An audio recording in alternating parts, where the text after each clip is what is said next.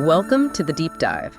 Today, we are taking a fascinating intellectual journey, really getting into the heart of spiritual philosophy. We are. We're looking at traditions that seem worlds apart. Ancient Taoism, Christian revelation, alchemy. And we're hunting for a single universal pattern, a pattern of human evolution, maybe. Exactly. And the starting point, the hook for me, is this incredible parallel. Which is? It's the Taoist idea of Wu Wei, effortless action, and putting that right alongside Jesus's words, consider the lilies of the field. Ah, yes. When you really sit with that comparison, it's quite profound, isn't it? It's more than just a nice thought. It's like it gives us this X-ray view into a specific state of consciousness, these two ideas from totally different times and places. They're describing the same thing. Essentially, yes. Yeah. Perfect spontaneous action that just arises from this deep trust in how things are, in the flow of existence. So they're telling us our own will, our striving, and the sort of natural unfolding of the cosmos. They aren't supposed to be fighting each other. Precisely. That's the core insight, which naturally leads us to the big question for this deep dive. Okay, let's frame it. Is that whole story of the fall of humanity, eating the forbidden fruit, actually a necessary step? A necessary evolutionary step, even. Was it painful? Yes, but maybe vital for us to develop conscious individuality. And if that's true, then is the state of conscious wholeness the state we see in Wu Wei or in the lily just effortlessly being? Is that the next evolutionary leap for us, for humanity? That's the mission. That's what we're exploring. We're going to try and map this spiral of spiritual evolution across, 8 major systems. Yeah, 8 big ones. Taoism, Christianity, alchemy, tarot, the esoteric side, Sufism, Kabbalah, Jungian psychology, and the big one, revelation. Looking for that shared blueprint, the underlying pattern beneath all real transformation. Okay, let's dig in. Section 1, the core framework, unity, separation, and this idea of a spiritual timeline. Let's start at the top, defining Wu Wei and this concept of trust. Right. So Wu Wei, in Taoism, it's probably, I'd say, one of the most misunderstood concepts from the East. People hear Wu Wei and think inaction, just doing nothing. Exactly. But the character Wei actually means something more like striving or forcing, doing against the grain. So Wu Wei is action without that egoic striving. Ah, okay. So it's not laziness. Not at all. It's spontaneous movement. Action that's perfectly in sync with the great flow, the Tao. Think about maybe a master artisan or a top athlete in the zone. They're not consciously thinking through every single micro movement, are they? No. They aren't forcing it. The action just executes itself through them, effortlessly. Okay.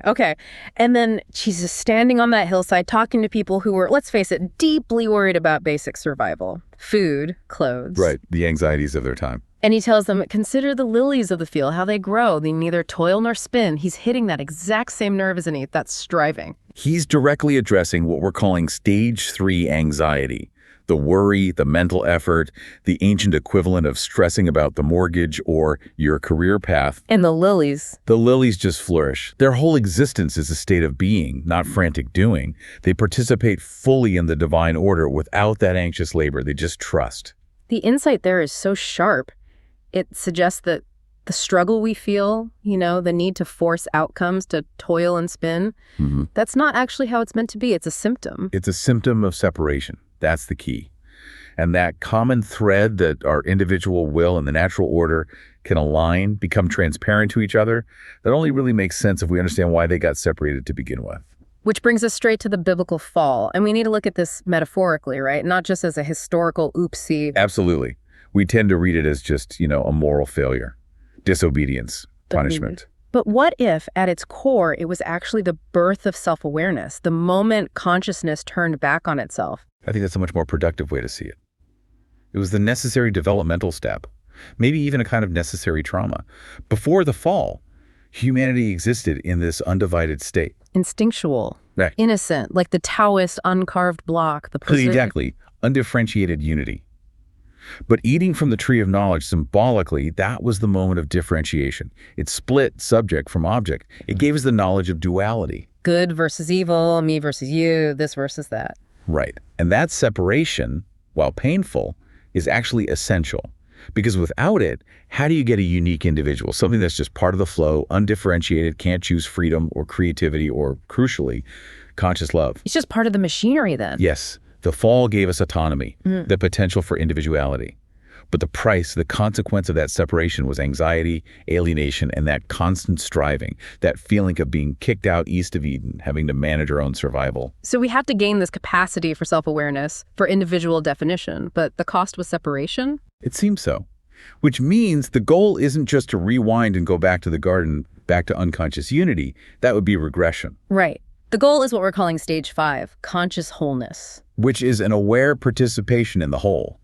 The individuality that was forged in the fire of separation isn't erased, it's integrated, it remains, but now it's harmonized. That's the vital distinction. It's not going back, it's going through. Yes. Taoism talks about returning to the Tao, but with awareness. Like Eliot said, knowing the place for the first time. And in Christian mysticism, you mentioned theosis. That sounds significant. Can you unpack that a bit in this context? Theosis is a big concept, especially in Eastern Christianity. It means essentially divinization, or participating in the divine life. It's not about becoming God in an ontological sense, but achieving such a deep union that the human will aligns perfectly with the divine will. So it's that state of, not I, but Christ in me. The ego doesn't vanish entirely, but it becomes this perfectly transparent vessel for the deeper reality, the self. And Jung talks about this too, right? The integration of the ego with the self. Exactly. It's the same fundamental movement. So let's quickly map out this 5-stage spiral we're proposing, just to make it super clear. Okay, stage 1. Innocent unity. Think Eden, the uncarved block. Yeah. Unity, but without self-awareness. No conflict, just is. Stage 2. Differentiation, separation, eating the fruit, the tree of knowledge. The ego is born. We start naming things, seeing ourselves as separate. Stage 3. The journey struggle. This is the wilderness wandering, the hero's journey, trying to fix things with our separate will. Lots of effort, contrast, often suffering, east of Eden. And the turning point. Stage 4, awakening, surrender. This is where the striving starts to break down. The realization hits, this isn't working. This is where Wu Wei comes in. The ego starts to yield. It steps down from being the controller and starts becoming the servant, the instrument for the flow of the whole. It learns trust. Leading finally to stage 5, conscious wholeness. The New Jerusalem in Revelation, Jung's individuation fully realized. Self-aware harmony is restored, but it's richer now because of the unique perspective gained back in stage 2. That's the map. Unity, separation, struggle, surrender, conscious unity. Okay, if that's the framework, the really practical question becomes, well, how?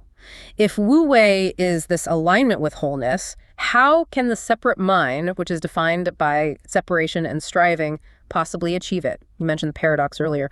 Whoever seeks to save his life will lose it. It is the central paradox, isn't it?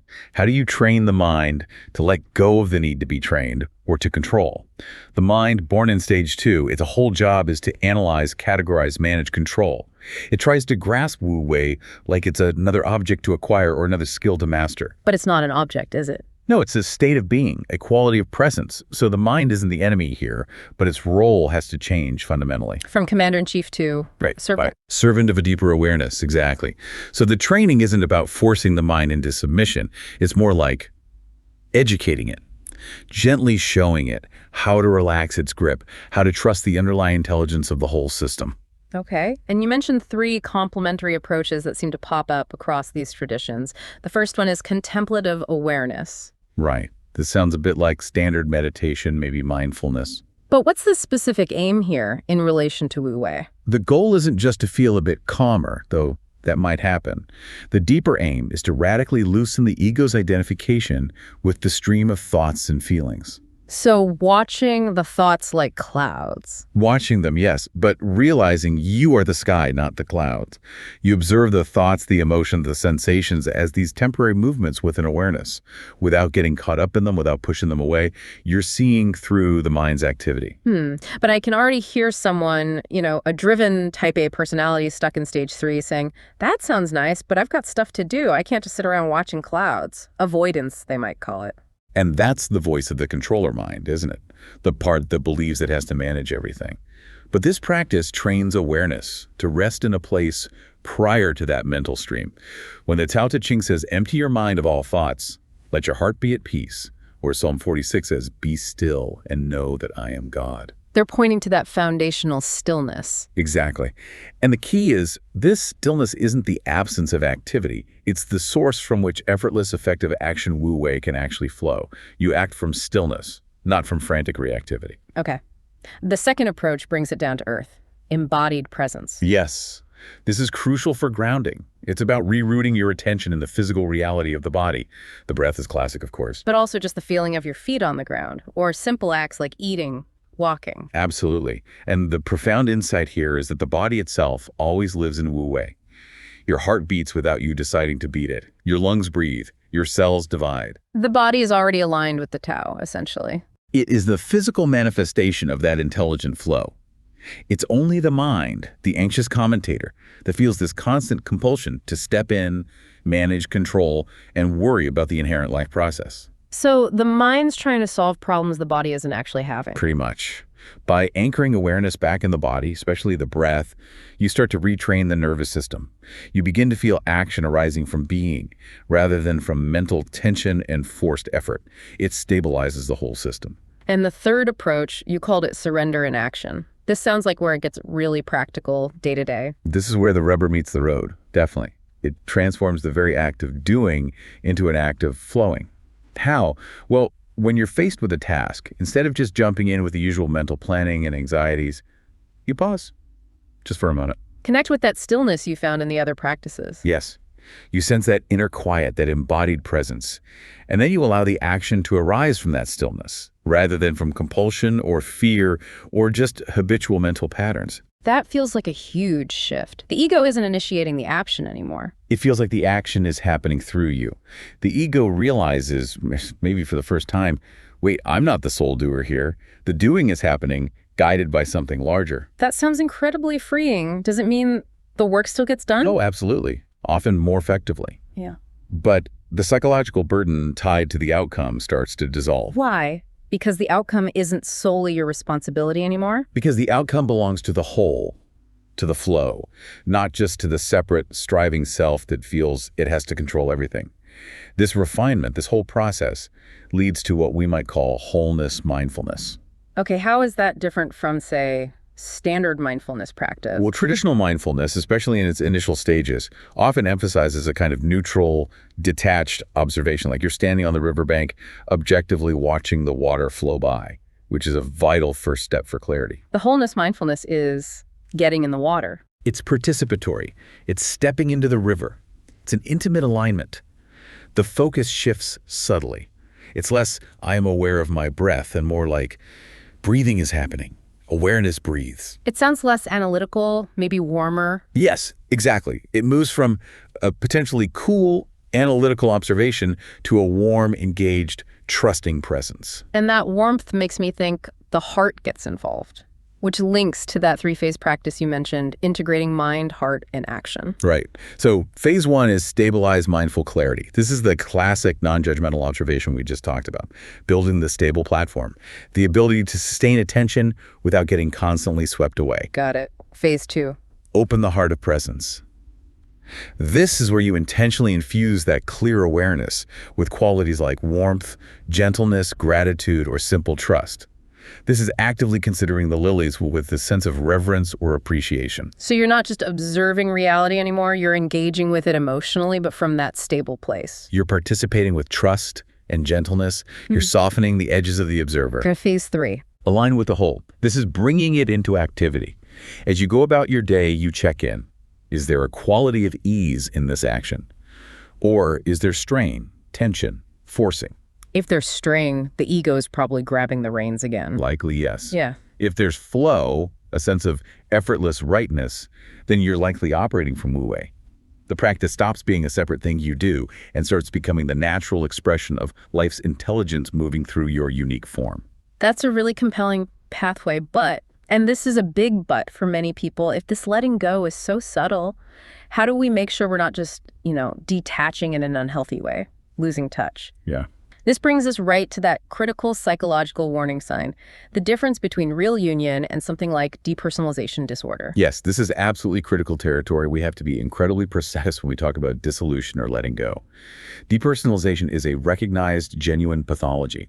It's not spiritual attainment. What characterizes it? It's a defensive contraction of the psyche. Awareness retreats, often due to trauma or overwhelming stress. The person feels numb, cold, unreal, like they're watching their life happen from a distance, like it's happening to them. The sense of a separate self is still there, but it feels helpless, cut off, trapped behind glass. So fragmentation, coldness, helplessness, that's the key signature. Exactly. Now, Wu Wei and the state of wholeness are fundamentally the opposite. They arise from a relaxation of that defensive contraction. Not retreating, but expanding. Expanding, yes. Awareness returns to the whole field. It feels vital, warm, spacious, intimately connected. Things aren't happening to me in that alienated way. They're happening through me as part of a larger flow. It's union, a homecoming, not disconnection. That distinction is vital. And this process of the old identity dissolving, it has parallels in other traditions, doesn't it? Specifically, you mentioned alchemy and the alchemical Nigredo, the blackening. The Nigredo is precisely this stage of decomposition, of dissolution. The prima materia, the raw stuff, which includes our fixed ideas about who we are, our constructed identity has to break down. The I, who must manage and control reality, has to dissolve. So it often feels like confusion, loss, darkness, the dark night of the soul. Absolutely. It's the ego crying out because its familiar boundaries are melting. It feels like death because, in a sense, a certain kind of identity is dying. Which explains why so many spiritual paths describe periods of intense difficulty or suffering. It's not necessarily a punishment, but the friction of transformation, the old form collapsing. Exactly. It's the necessary breakdown to make space for something new to be born. The real danger here is mistaking this ego death process for personal failure or mental illness. If we resist it fiercely, trying to hold on to the old structure, we get stuck, prolong the suffering. We can get stuck in a kind of chronic Nigredo. But if we can meet this darkness with presence, with awareness, maybe even with that heart-based trust we talked about in phase 2, then the process can complete itself. Then the underlying psychic material can naturally reorganize itself around a deeper, more authentic, aligned center. The gold emerges from the blackness. Okay, so we can actually map the whole alchemical timeline onto our 5 stages now. We can. The Nigredo, the blackening, corresponds roughly to that transition point, the breakdown of the stage 3 striving self, entering stage 4, the confusion, the darkness, the surrender of the controlling mind. And after the blackness comes the Albedo, the whitening. This is purification. The storm clouds part, the field clears, awareness becomes simple again, luminous, clear. This is where Wu Wei often starts to appear spontaneously, moments of effortless clarity and action, is the dawning light after the dark night. And the final stage in alchemy, the goal. The Rubedo, the reddening. This symbolizes the final integration, the sacred marriage, conotio, of spirit and matter, consciousness and form. Its conscious wholeness fully realized, the Tao, embodied, lived reality. It's symbolized by the Philosopher's Stone, not as a thing, but as this state of being. It really is striking how this fundamental pattern separation, breakdown, purification, reintegration shows up again and again. Let's broaden the view now in section 4 and look at some other great esoteric maps: Tarot, Kabbalah, and Sufism. Okay, starting with the Tarot's major arcana. It reads almost like a picture book of this exact journey. It begins with the Fool. Right. Yes, the Fool is that state of innocent unity, stage 1, naive, spontaneous, the uncarved block, setting out on the journey, not knowing what's ahead. Pure potential. Then the next sequence, building the personality, learning the rules of the world, stages 2 and 3. That's the arc from the Magician. All right, we're here. Through cards like the Empress, Emperor, Hierophant, Justice, Ere. This is about developing tools, willpower, understanding structure, making distinctions, forming the ego, learning about consequences, building the self in the world. But then comes the turning point, the necessary crisis, the Nigredo phase in the tarot. Absolutely. It's powerfully shown by the Hanged Man. That's the ultimate symbol of surrender, seeing things from a completely different perspective, suspending the old way of operating, not my will. Followed by death. Which isn't usually literal death, but the necessary ending of the old form, the shedding of the old skin. And then, often quite dramatically, the Tower. Ah, the Tower, often seen as the scariest card. Disaster, chaos. But in this context, it's the sudden, perhaps shocking collapse of false structures. Yeah. The ego's defenses, the illusions we've built our identity on, they come crashing down. It's scary, yes, but it's a necessary demolition. It clears the ground. Clears the ground for what comes next, the integration. Exactly. The demolition makes way for the completion Rubedo phase. This often starts with the Star, a card of hope, inspiration, gentle illumination, clarity returning after the storm. That's the Albedo emerging. Then towards the end, you have cards like Judgment, which isn't about blame, but about awakening, hearing the call to a new level of being. And finally, the World. the completion. The completion of the cycle. conscious unity restored, the dance of opposites perfectly harmonized, the self-realized, integrated, acting effortlessly in the world. That's Wu Wei, embodied in the symbolism of the world card. Incredible. Now let's shift to Kabbalah and the Tree of Life. Does it show the same blueprint? Strikingly similar, but described in cosmological terms, it starts with Ein Sof, Which means? literally without end, or the infinite. It's the ultimate unknowable source, formless, limitless potential, the silent ground of all being, very much like the Tao beyond description, the source from which everything emanates. And the process of creation, or what we experience as the fall, is the unfolding through the 10 Sephirot. Yes, the 10 Sephirot are like emanations, qualities, or vessels through which the infinite light of Ein Sof manifests itself into progressively denser forms. And the journey down the tree ends where? It culminates in Malkut, the final Sephirah, which represent the kingdom, the manifest physical world, our everyday reality. So identifying only with Malkut, being cut off from the higher Sephirot, that's the state of separation. That's the experience of exile, yes. In Kabbalah, this is often spoken of as the Shekinah in exile. Okay, let's pause there. The Shekinah. What is that, and why is its exile so significant? The Shekinah is understood as the immanent divine presence, often conceived as feminine God dwelling within creation, within Malkut. The exile refers to the feeling, the experience, that this divine presence has become hidden, fragmented, seemingly separated from its source due to the state of human consciousness and the brokenness of the world. So that feeling of alienation, of God being distant, of the world being profane, that's the exile of the Shekinah. That's the subjective experience of it, yes. And that feeling of separation, that longing for reunification, is the driving force behind the spiritual work. It's the Kabbalistic equivalent of the Nigredo. And the work itself is called Tikkun? Tikkun Olam, often translated as repairing the world. It's the work of restoration, of gathering the scattered sparks of divine light that were dispersed during creation and consciously ascending back up the tree, integrating all the Sephirot. And the goal state. Yeah. Integrated human. The goal is the realization of Adam Kadmon, the primordial archetypal human being who perfectly integrates and channels the light of all 10 Sephirah. This being acts in perfect, spontaneous alignment with the divine will, bridging heaven and earth. It's another profound description of the Wu Wei state, achieved through the work of Tikkun. Amazing parallels. Okay, one more map in this section. Sufism and the concept of Fana, or annihilation, how does this fit? Fana connects very directly back to the alchemical Nigredo and the idea of ego death. It means annihilation or passing away of the lower self, the nafs, the egoic personality structure. But crucially, it's not about nihilism or self-destruction. Not at all. It's understood as a necessary purification. The limited, self-centered ego must die or dissolve so that something infinitely larger, the divine presence or will, can live and act through the individual without distortion. The self gets out of the way. And like alchemy, Sufism doesn't stop at dissolution. There's an integration phase. Absolutely. Fana is typically seen as stages. You might have Fana fi al-nafs, annihilation of the lower self. This leads towards Fana fi al-rab, dissolution into the divine presence, which sounds very much like the purification of the Albedo. And the final state. The final state is often called Baqa, which means subsistence or remaining or abiding in God. This isn't just dissolution, it's a stable, conscious wholeness. The individual has passed through the annihilating fire of Fana and now remains, but remains perpetually grounded in the real, in God. This is the Sufi equivalent of the Rubedo, the state of conscious wholeness, or Wu Wei. Wow. Looking at tarot, Kabbalah, Sufism side by side with Taoism, Christianity, and alchemy, the structural similarity is just undeniable, isn't it? It's overwhelming. They're all describing the same fundamental physics of the soul, the same necessary stages of transformation, just using the metaphors and language of their specific cultural and historical context. And the core message seems to be that genuine transformation isn't about adding more stuff, more beliefs, more virtues, more knowledge. It's primarily about subtraction. It's about the necessary death, the letting go, the dissolution of the constructed, limited, fragmented identity.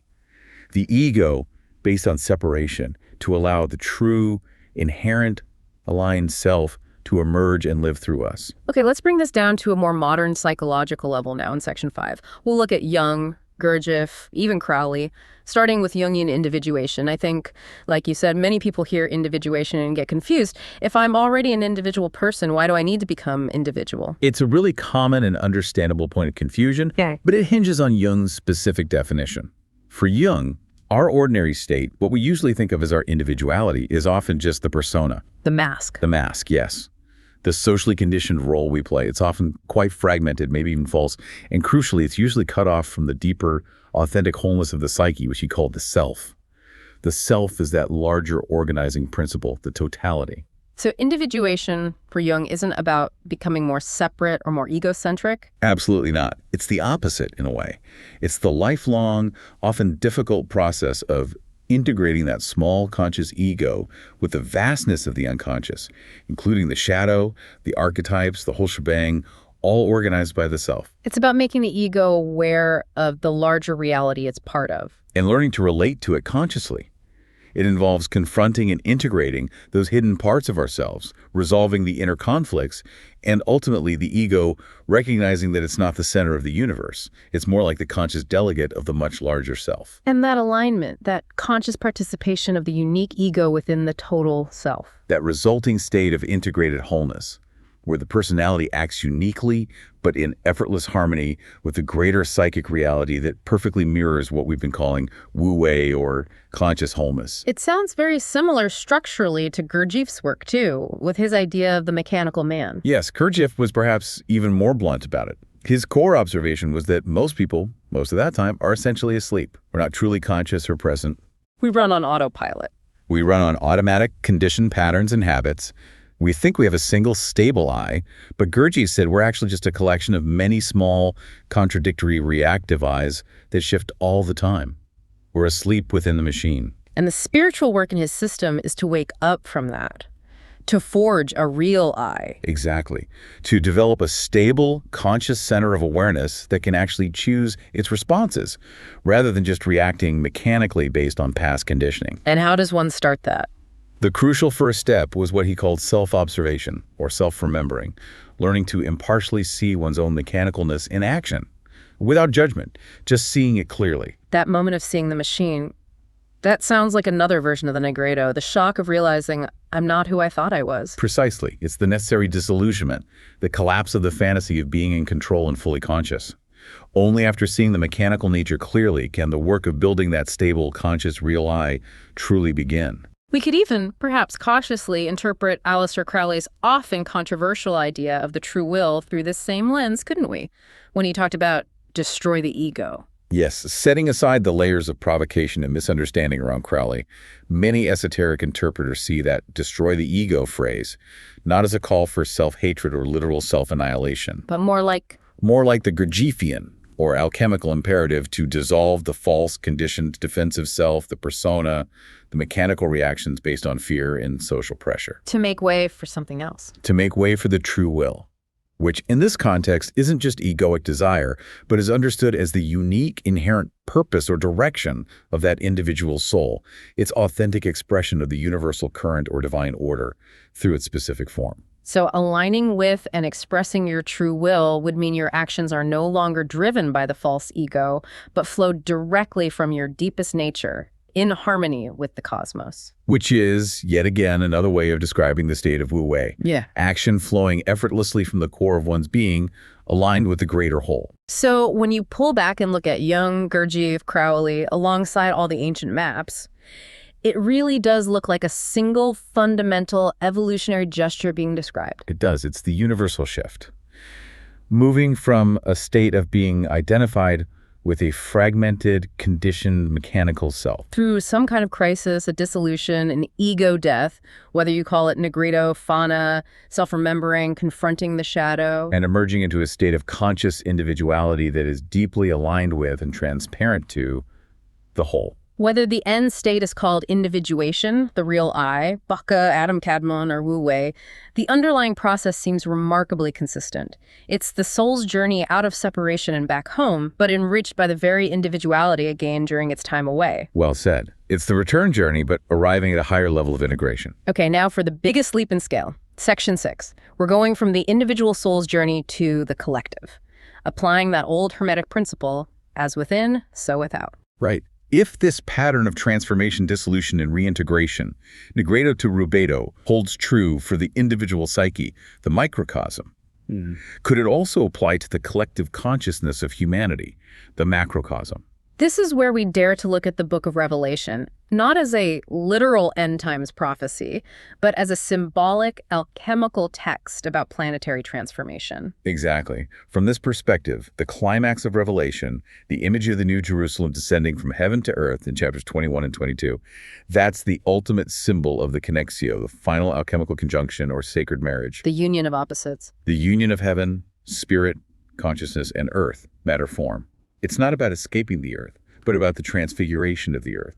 It's matter itself becoming redeemed, luminous, fully integrated with spirit. The planetary rebus, then. The unified consciousness embodied at the scale of civilization. That's the symbolic promise, yes. The earth itself transformed into a state of conscious wholeness. The divine presence, the Shekinah, no longer in exile, but fully dwelling within the manifest world.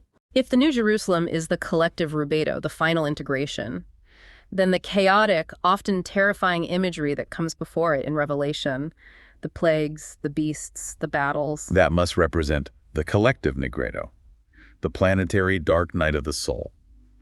If we look at our current global situation, the widespread anxiety, the polarization, the breakdown of old structures and trust, the ecological crisis, could this be interpreted as humanity going through the necessary dissolution phase, the collapse of the old, fragmented, egoic structures of civilization?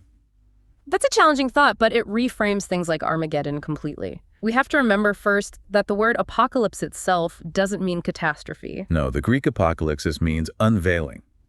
Revelation. The catastrophic imagery served the purpose of revealing what was hidden, clearing away the old illusions. And Armageddon itself, often linked to Har Megiddo, Mount Megiddo, a place of historical battles, symbolically. Symbolically, it can be read as the place of the decisive encounter.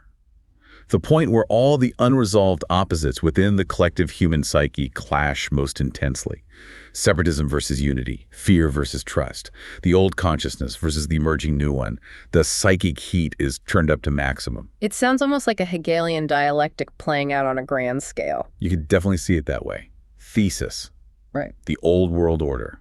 Symbolized perhaps by Babylon in Revelation, rigid, materialistic, based on separation. Antithesis. The chaotic forces that challenge and break down that old order, symbolized by the beast and the upheaval. Leading to the synthesis.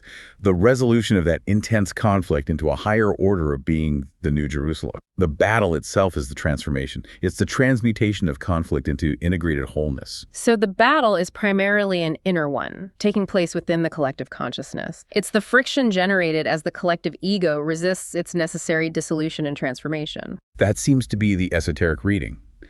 What survives that fire is the purified essence, the gold of unified consciousness, which means the seemingly violent language needs careful interpretation. Yes, especially that line in Revelation chapter 2 where the one who is victorious is promised the power to smash the nations like pottery. That sounds pretty literal and destructive. It is on the surface, but if we stay consistent with the symbolic alchemical reading, who is the victorious one? In this framework, it would have to be the emerging collective Christ consciousness, or the planetary Wu Wei state, the consciousness that has successfully integrated the opposites and achieved wholeness. Right, and if that's the victor, what does smashing the nations like pottery mean? Pottery is hard, brittle, defined by its fixed boundaries. Nations, in this symbolic sense, could represent the rigid, separate, egoic power structures of humanity, the forms based on division, fear, and competition. So the smashing isn't literal violence against peoples or cultures, but the necessary dismantling and dissolution of those rigid, outdated structures that keep humanity fragmented and in conflict. It's the breaking down of the hard boundaries of collective ego, allowing for the fluid integration of the New Jerusalem consciousness. It's the collective surrender to Wu Wei. And maybe Jesus himself hints at this non-literal reading when the letters in Revelation repeatedly end with, "Whoever has ears, let them hear what the Spirit says to the churches." Exactly. That phrase functions almost like an esoteric key, doesn't it? It's an invitation. Listen deeper. Don't just take the surface meaning. Perceive the inner spiritual transformative message here. The promise given alongside that smashing imagery, receiving the morning star, is a classic symbol of illumination, the dawn of higher consciousness within, after the inner darkness and struggle. It all comes back to the inner transformation then. If, as Jesus said, the kingdom of God is within you, then this new Jerusalem, this new state of being for humanity, can't possibly arrive through external force, like a military conquest or a top-down political revolution. No, it has to be an emergent phenomenon, a shift in consciousness that arises from within. The outer order, the New Jerusalem, manifests spontaneously like the effortless action of Wu Wei, when a critical mass of individuals transform internally. When enough people stop acting primarily from the old program of fear, separation, and egoic control. Each person who finds that inner alignment, that conscious wholeness, becomes like a living cell contributing to the health and coherence of the entire planetary body. It's the quiet, gentle revolution of consciousness unfolding from the inside out. This whole deep dive, weaving through all these different threads, it really brings us back to a single powerful synthesis, doesn't it? It does. Whether we use the language of Taoism, Wu Wei, Jung, individuation, Sufism, Baqa, Kabbalah, Adam Kadmon, or Christian Revelation, New Jerusalem, the ultimate goal, the destination of this evolutionary journey seems to be fundamentally the same. Which is? It's the human personality becoming fully transparent to the living unity, the underlying reality, the Tao, the divine ground. The separate, unique self doesn't vanish. It becomes a clear lens. A perfectly clear, unique, and precious lens through which the creativity, intelligence, and love of the whole can express itself without distortion. And that simple inner gesture of Wu Wei seems to capture the essence of the whole path. Yes. The mind learns to bow in reverence and quiet trust. The heart opens with warmth and acceptance, and the body moves, acts, participates effortlessly in the flow of life. So we'll leave you, our listener, with a final thought to mull over, something provocative perhaps. If, and it's a big if the chaos, the fragmentation, the intensity we see playing out in the world today does represent, on some level, this necessary collective Nigredo phase. Then what small, perhaps almost unnoticed daily act of Wu Wei in your own life, a moment of pausing before reacting, of choosing trust over fear, of acting from stillness rather than compulsion, what small inner shift could actually be your contribution to the dawning of that planetary rebus, that new Jerusalem? Because the inner transformation, as we've seen across all these traditions, always seems to be the first and the most essential step. Thank you for diving deep with us today.